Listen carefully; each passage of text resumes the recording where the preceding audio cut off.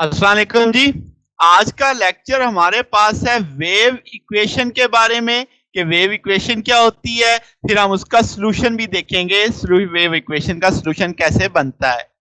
तो जनाब, आपके पास हमने वेव इक्वेशन को समझने के लिए सबसे पहले पहली पुरानी बात देखते हैं। जब हमने ऑसिलेशन वाला चैप्टर देखा था तो वहां पे एक बेसिक इक्वेशन आई थी, second order differential D square x over D T square बराबर है माइनस के बाई एम एक्स के। और इसका सोल्यूशन याद हो आपको तो x is equal to x not cos of omega t plus five के तौर पे आया था। ठीक है, तो अब इसी तरह की एक सिचुएशन अब हम वेव मोशन के अंदर भी स्टडी करने वाले हैं।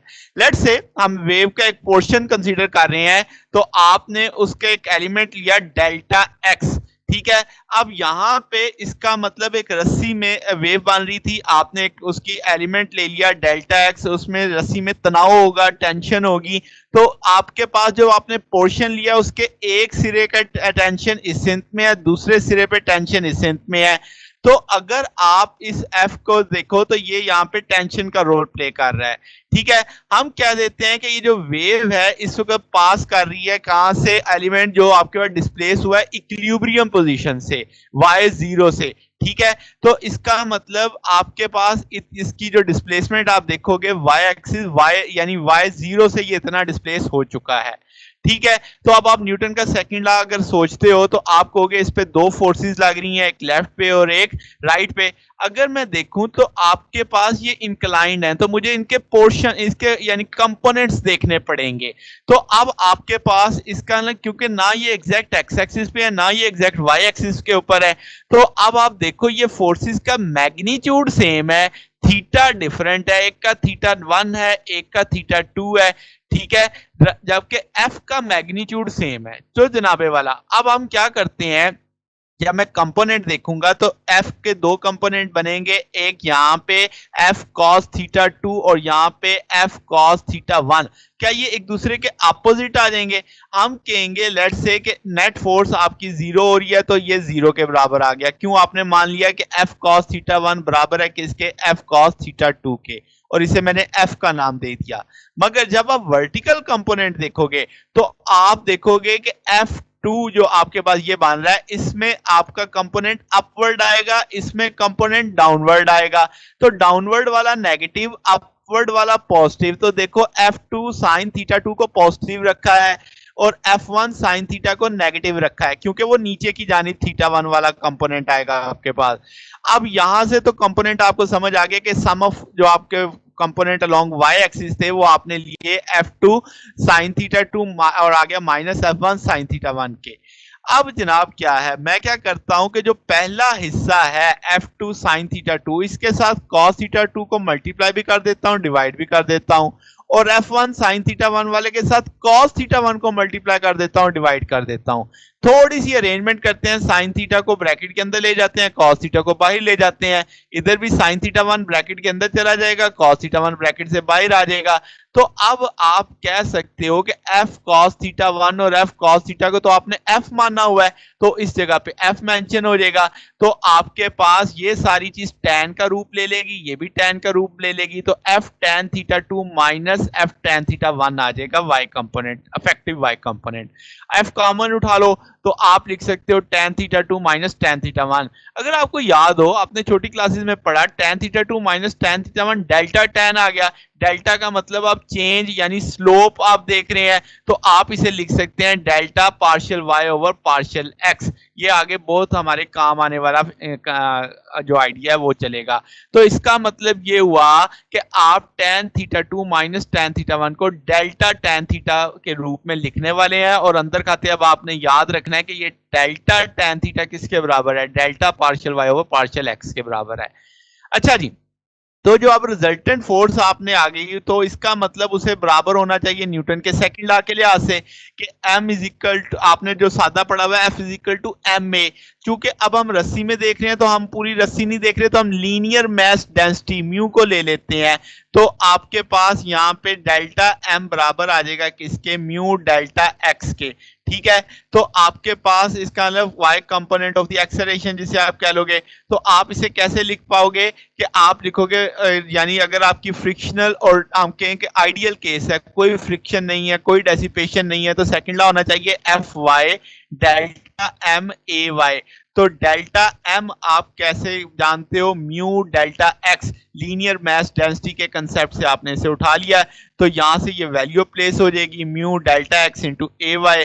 यहां से हम क्या जानते हैं, डेल्टा टेन थीटा आप जानते हो कि अगर आप इसे डेल्टा एक्स को नीचे ले आते हो तो आप थोड़ा सी अरेंजमेंट कर रहे हो, एफ को राइट पे मूव किया है, डेल्टा एक्स को लेफ्ट पे मूव किया है। फिर डेल्टा टेन थीटा की वैल्यू मैं जानता हूं, मैंने पीछे पढ़ाई है आपको कि delta y over delta x है।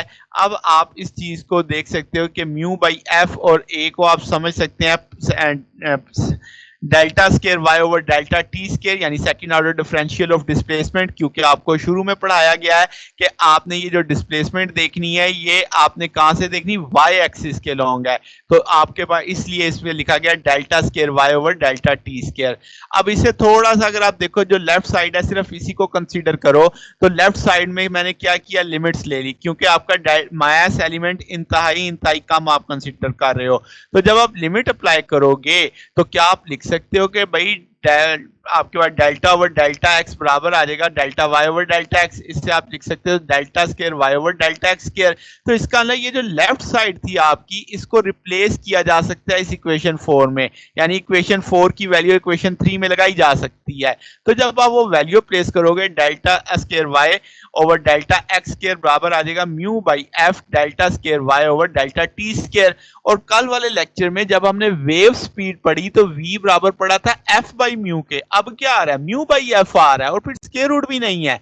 इसका अगर आप इसका स्क्वायर लेते हैं v स्क्वायर, तो वो बराबर आता है f बाई म्यू, और 1 ओवर v स्क्वायर किसके बराबर होता है, म्यू बाई एफ के। तो इसका यहाँ पे म्यू बाई एफ की जगह 1 ओवर v स्क्वायर प्लेस कर दिया।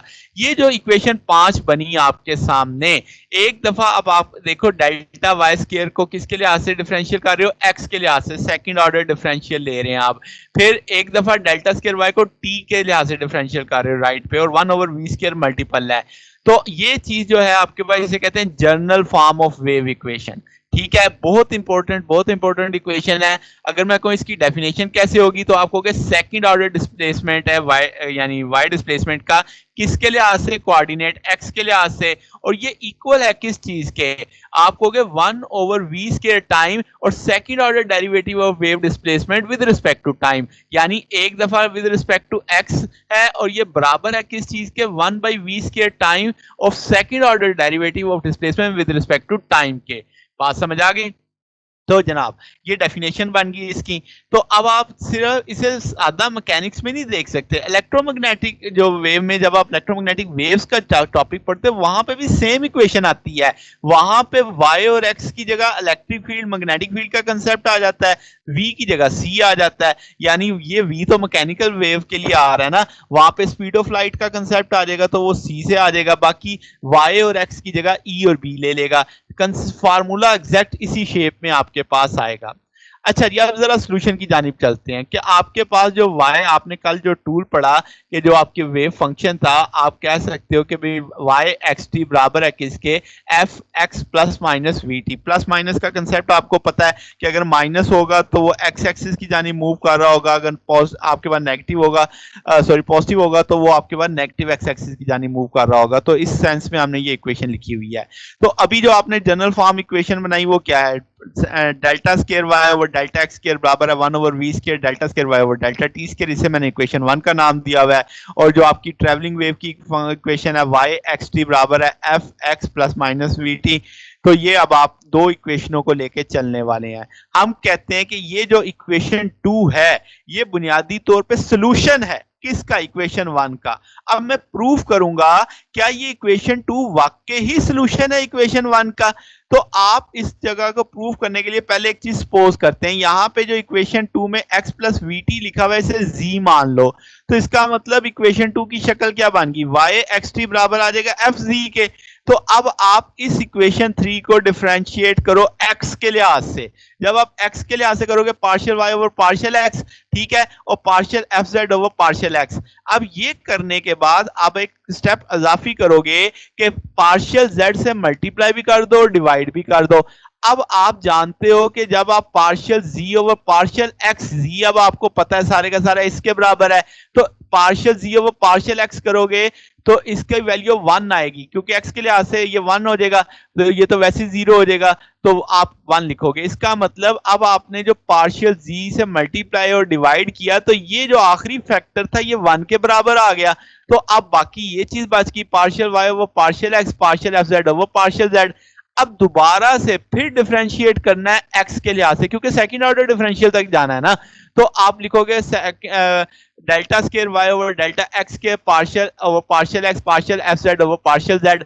तो मैंने क्या किया, थोड़ी सी तरतीब बदली, ये z बाहर ले गया, x इधर ले आया अंदर, ठीक है, कोई काम नहीं। फिर उसी तरीके से जैसे पहले किया था, पार्शियल z से मल्टीप्लाई भी कर दिया और डिवाइड भी कर दिया। जब मैं मल्टीप्लाई और डिवाइड करूंगा तो ये आखिरी फैक्टर फिर वो पुराने वाली बात होगी ना कि partial z over partial x बराबर है कि इसके 1 के, तो ये आखिरी फैक्टर फिर 1 हो जाएगा। तो इसका अगर रिमेनिंग फैक्टर ये बच गया पार्शियल ओवर पार्शियल z, ये partial fz over partial z, तो ये इसे इकट्ठा किया जा सकता है। तो आप लिख सकते हो किसके भाई, कि आपके पास सेकंड ऑर्डर डिफरेंशियल हो जाएगा किसके, तो partial square fz over partial z square के आ जाएगा, ठीक है। तो ये अब आपके पास जो, अगर आपको इक्वेशन याद हो जो भी हमने देखी थी दिस वन, तो इसमें आपने लेफ्ट साइड एक तरह से वैल्यू देखी है कि partial square y over partial x square, ये सारे का सारा आपने प्रूफ किया किसके बराबर, partial square fz over partial z square के। अब दोबारा से फिर हम करेंगे इक्वेशन 3, ये हमारी इक्वेशन 3 थी जिसे नाम दिया हुआ था, इसको अब t के लिहाज से हमने डिफरेंशियल करना है। जब मैं इसे कहूंगा partial y over partial t, partial fz over partial T, तो अब अगेन उसी तरीके से पार्शियल जी से मल्टीप्लाई भी करना है, डिवाइड भी करना है। तो जब पार्शियल जी ओवर पार्शियल टी आप करोगे, तो जब आप जी के लिहाज से देखोगे तो अब आप कहोगे, सॉरी टी के लिहाज से देखोगे तो एक्स वाला फैक्टर तो खत्म हो जाएगा, यहां से partial T over partial T 1, तो सिर्फ वी बचेगा प्लस माइनस के साथ। तो इसका मतलब ये जो आखिरी फैक्टर है इसकी जगह प्लस माइनस वी लगाया जा सकता है। तो यही काम मैंने यहां पे किया कि आखिरी फैक्टर की जगह प्लस माइनस वी लगा दिया। बात समझ आ गई। अब दोबारा से फिर डिफरेंशिएट करना है क्योंकि मुझे सेकंड ऑर्डर तक जाना है। तो अब आप कहोगे partial square y over partial t square बराबर आ जाएगा पार्शियल ओवर पार्शियल t, तो partial fz over partial z plus minus v का कोई इसमें नहीं डिपेंडेंस, तो बाहर निकाल देते हैं। तो partial over partial t, partial fz over partial z। अब आप उसी तरीके से सेम उसी पैटर्न पे पार्शियल जी से मल्टीप्लाई भी करोगे और डिवाइड भी करोगे। तो जब आप ये काम करेंगे तो आखिरी फैक्टर फिर दोबारा से क्या हासिल होने वाला है आपको, तो आपके पास वो प्लस माइनस वी आ जाएगा। तो आखिरी फैक्टर की जगह फिर प्लस माइनस वी कर देंगे, वो प्लस माइनस वी बाहर जाके स्क्वायर में आ जाएगा। तो पार्शियल ओवर पार्शियल जी बराबर आ जाएगा partial F Z over partial Z, इसे इकट्ठा करके लिखा जा सकता है।